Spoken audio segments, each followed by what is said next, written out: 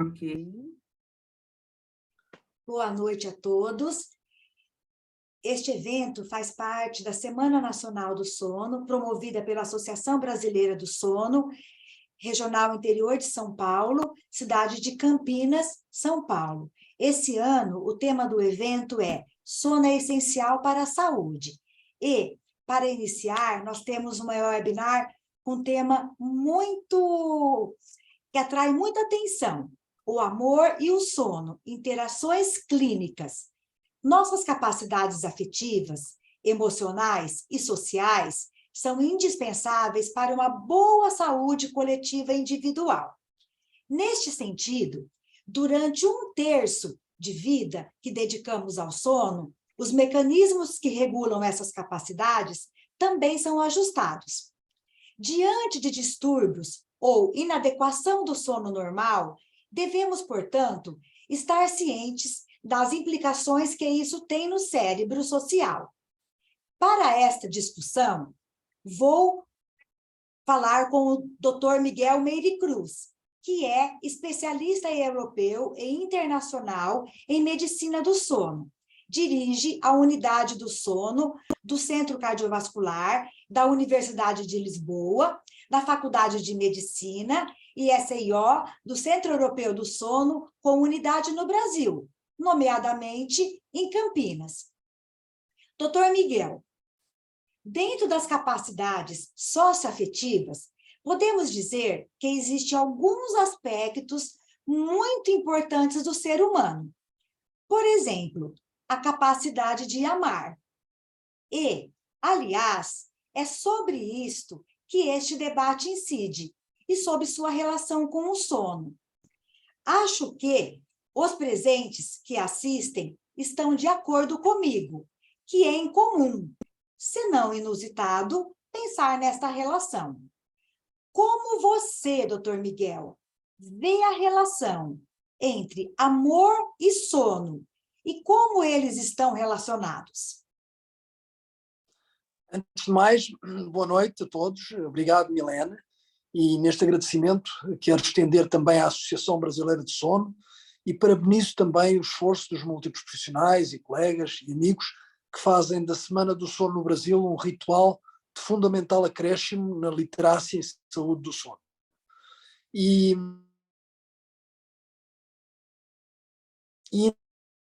tendo este tópico, de facto, inusitado, e não existe, quer o sono, quer o amor, no seu conceito mais geral das relações interpessoais, são ambos requisitos fundamentais para a nossa espécie.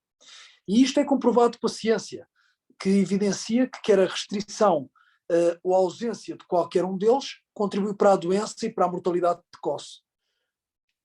Neste sentido, e eu acredito que para choque de muitos, isto está demonstrado, mesmo quando comparados com outros fatores de risco relevantes, como por exemplo a obesidade. Ou seja, quando nós pensamos e duvidamos da importância desta relação, ou do amor, por exemplo, nós sabemos que a falta dele, ou o isolamento, por exemplo, relacional, social, tem riscos importantes.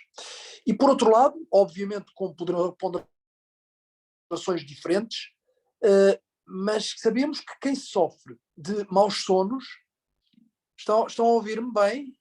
Sim, sim.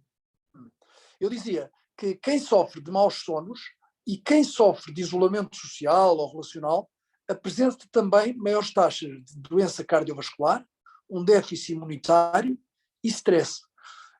E isto, comparado com a população em geral, obviamente, sem qualquer desses dois fatores. E isto explica-nos a interconexão que existe entre estes dois fatores que, como disse, são indispensáveis à saúde. Outros valores inerentes à vida humana, como a capacidade crítica, a psicoemotividade, a memória e a aprendizagem, são também inequívocos produtos de um sono inadequado. Ou seja, ou a descontextualização destes fatores. E perante a privação, a restrição de sono ou a localização temporal inadequada, por exemplo, aquela que sucede quando há um desalinhamento dos ritmos circadianos, estes surgem no contexto de resultantes indesejáveis e, portanto, há uma falência nestes processos. Alguns deles envolvem a capacidade de se relacionar, de sincronizar interesses, de socializar e, efetivamente, de amar. E é importante também, talvez, reconhecer que se um indivíduo se isola do ponto de vista social, é muito provável que outras pessoas tendam a não interagir com ele. E alguns aspectos são irónicos, inclusivamente. Por exemplo, sabemos que a falta de sono aumenta a desinibição.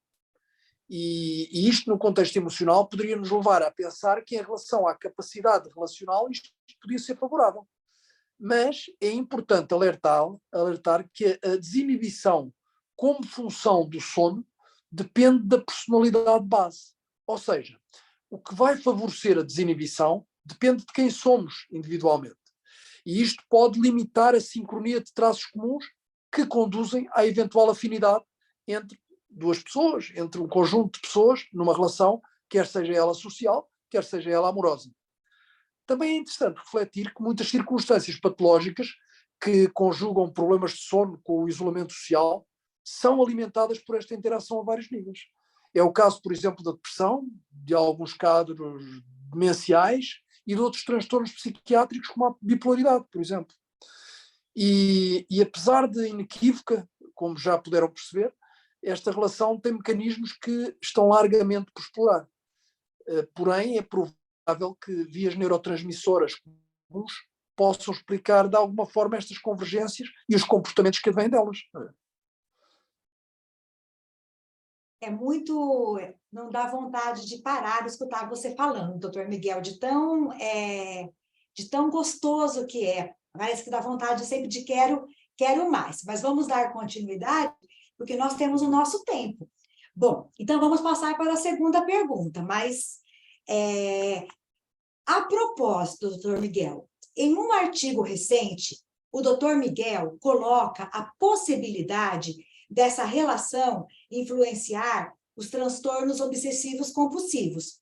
Como isso acontece, doutor Miguel? Conte para nós. Bom, assim, embora a minha dedicação à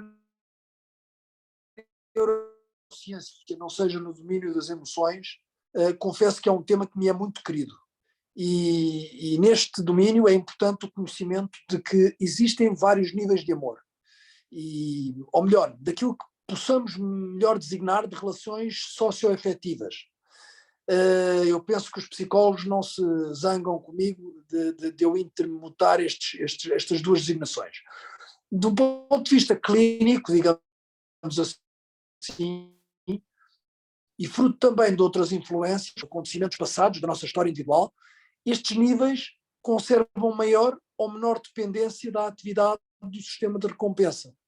O que é o sistema de recompensa? O sistema de recompensa é um grupo de estruturas neurais que é responsável pela saliência motivacional, pela aprendizagem associativa e pela validação positiva das emoções, em particular aquelas que produzem uma sensação de prazer, ou que têm o prazer como seu componente central. Este sistema foi identificado na década de 50 do século passado por dois cientistas e responde ao neurotransmissor que é conhecido como molécula do prazer, a dopamina. O sentimento do prazer é uma das principais forças que, na verdade, nos faz agir no dia-a-dia. Sem ele não teríamos sequer motivação para levantar da cama todos os dias. E os sistemas dopaminérgicos são também absolutamente relevantes, não só para a interação social, mas para o humor romântico também, mas para o sono. São indispensáveis para o sono.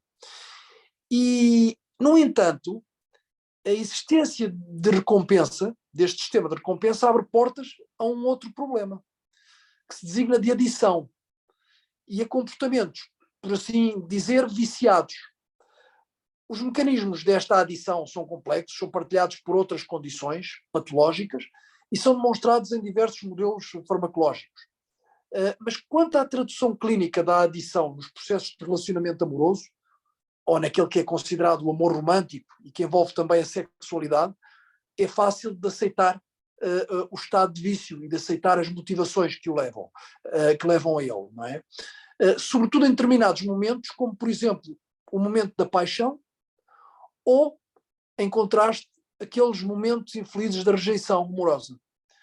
E as implicações do vício ou da adição num ou noutro destes momentos variam de relativamente inocentes ou benignas, quer dizer, o encantamento, aquele vício de estar a aguardar um telefonema, de estar a aguardar uma mensagem, que, no entanto, nos pode prejudicar, por exemplo, a hora de ir para a cama, mas podem ser consequências mais graves, patológicas ou até criminosas, não é? Como, por exemplo, os vícios e a incapacidade de aceitar um momento de términos numa relação e essa ruptura emocional. E isso é importante e gera-nos também, igualmente, problemas relacionados não só com o contexto social e com a incapacidade de lidarmos com alguns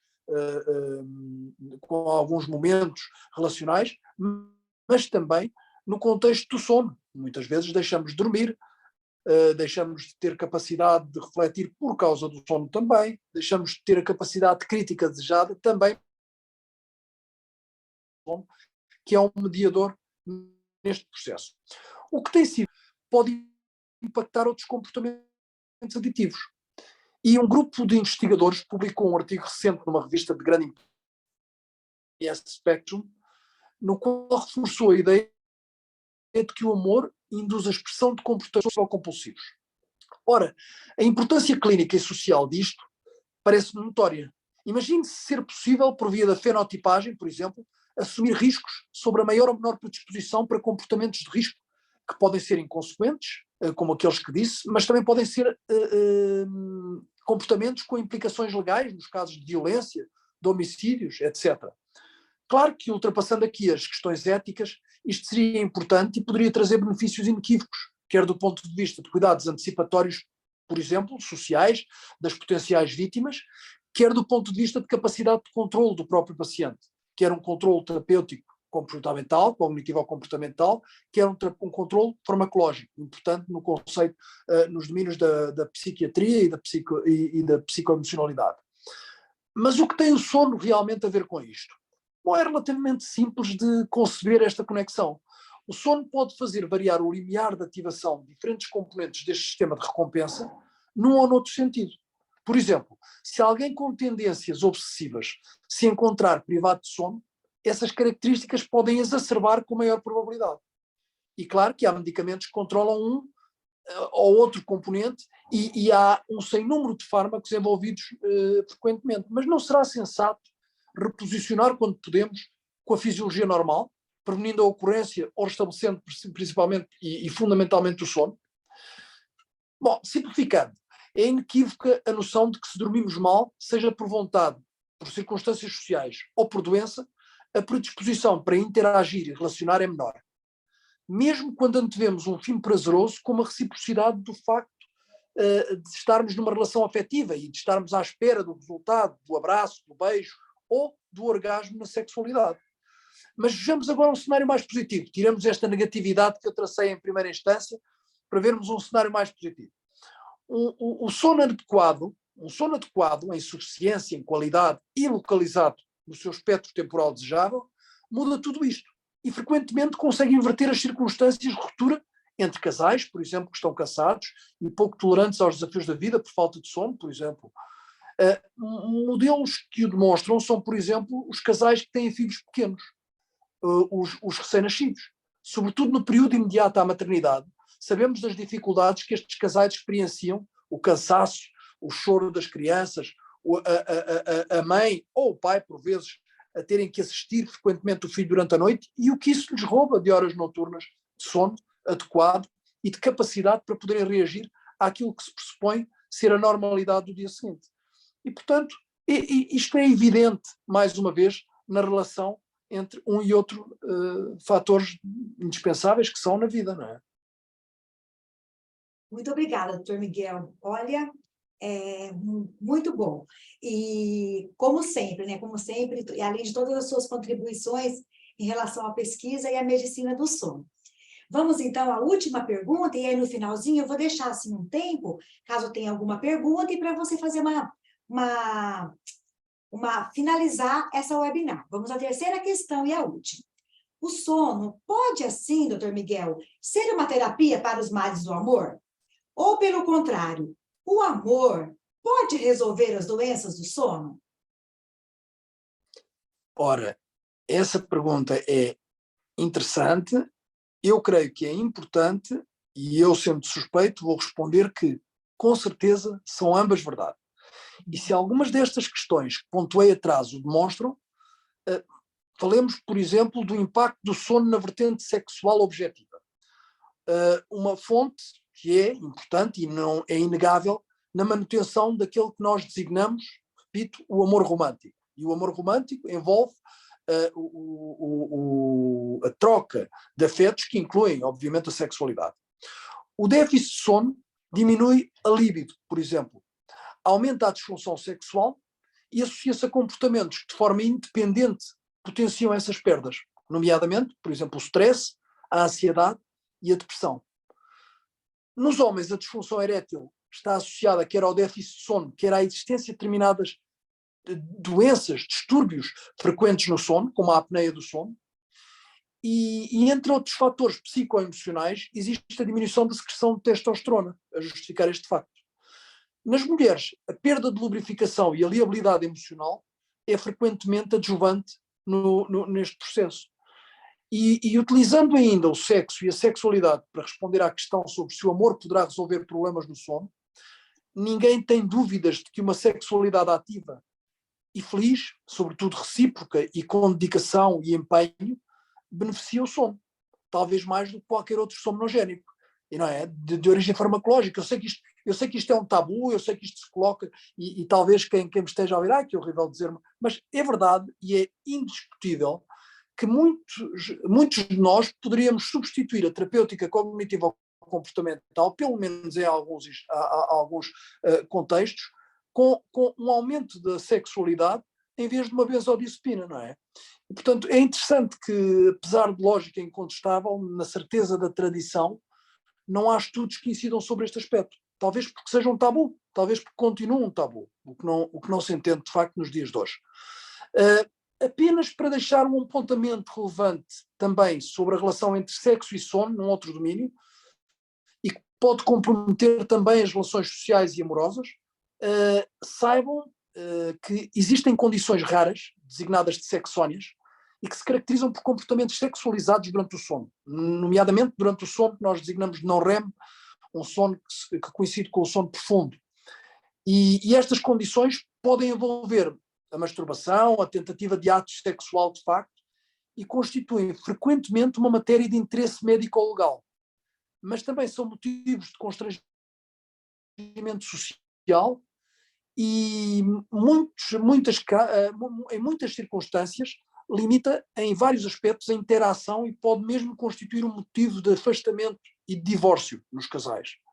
E é mais uma das facetas através das quais o amor e o sono podem interagir do ponto de vista negativo, porque é o sono, neste caso, que evoca esta alteração comportamental, mas do ponto de vista positivo também, porque nós sabemos que através da cura do sono podemos transformar a vida destas pessoas e fundamentalmente a nível relacional, que é aquilo que estamos a focar aqui, não é?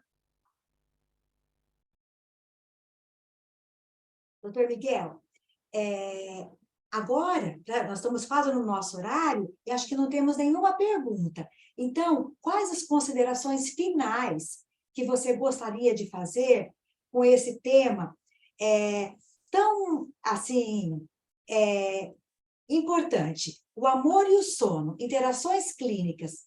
Quais suas considerações finais? Bem, eu acho que, eu não sei se ficou, se alguém tem interesse particular em algum ponto, mas eu penso que ficou claro. Patente a multidimensionalidade, não é? Acho que ficou patente a multidimensionalidade da interação entre estes dois aspectos. O sono e o amor, que volto a reforçar, são condições essenciais na nossa existência. Ninguém consegue dormir, ninguém consegue viver sem sono e ninguém consegue viver sem interagir. O amor nestes diversos contextos, não é?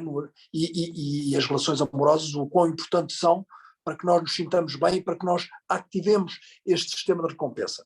Um campo que tem sido reservado sob pretexto de menor interesse outro tabu que, como vos disse, não justifica em matéria clínica, pelo menos, e que deve ser explorado, eu defendo, no domínio social, no domínio psicológico, no domínio médico, no domínio farmacológico, e, sobretudo, deve ser falado e difundido neste Dia Mundial do Sono, em que vale a pena lembrar estas relações que muitas vezes permanecem em silêncio, não é? Perfeito. Novamente, agradeço, em nome da ABS, a sua participação como nosso convidado internacional e por toda a sua contribuição, doutor Miguel. Muito obrigada e desejamos uma boa noite a todos e continuem acompanhando toda a programação da Semana do Sono que está no site da ABS.